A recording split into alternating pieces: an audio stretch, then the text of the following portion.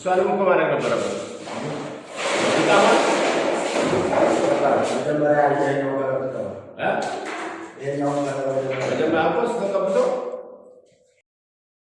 አሰላሙ አለይኩም ወራህመቱላሂ ወበረካቱ። ውድና የተከበራችሁ ዩቲዩብ ቻናል ቤተሰቦች እንዴት ናችሁ? ሰላም ናችሁ ወይ?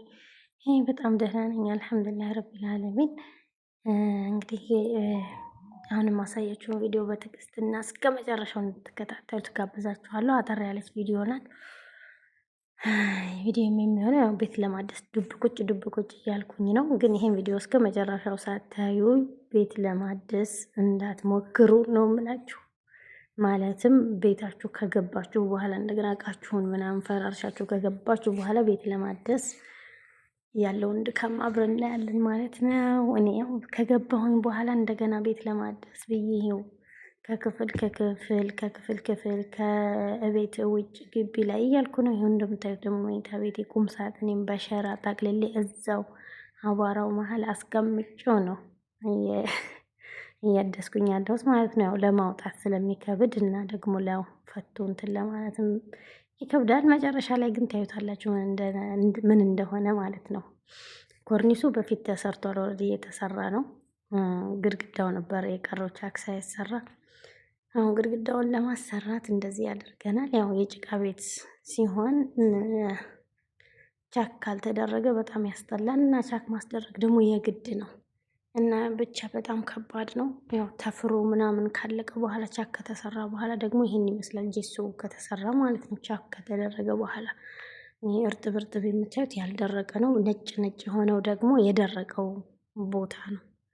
እና እንደዚህ ተደርጎ ደግሞ ቀለም መቀባት በደንብ መድረቅ አለበት። ቢያንስ 3 ቀን 4 ቀን ከዚያም በላይ ቢቆይ ያው ለሱ ጥሩ ነው። እንዳይሰነጠቅ ምናምን ትራክ የሚያደርግም ካለ ለማስተካከል ይረዳል ማለት ነው።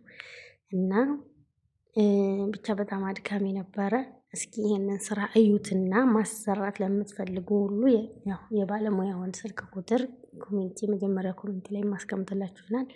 በትንሹ ቪዲዮ ደግሞ ያለቀ ቀለም በመቀባት ላይ እያለ የተቀረጸች ቪዲዮ ናት። መጨረሻ ላይ ግን የሁሉንም ክላሶች ማሳያችሁ ይሆናል ማለት ነው። ከቻክ ከተደረገ ቀለም ከተቀባ በኋላ ያለውን ውጤት ታዩታላችሁ። ቢሆንም ግን እዚች ጋ ያው መሀል ላይ ያለች ካለቀ በኋላ የተቀረጸች ናት፣ በቀለም በመቀባት ላይ ያለ እና ይሄን ቪዲዮ እስከ መጨረሻው እንድታዩት ጋብዛችኋለሁ። እዚህ ጋር የምታዩት ደግሞ ፍሬም ነው፣ ዳርዳሩን ለሚደረግ እየተመረተ ማለት ነው።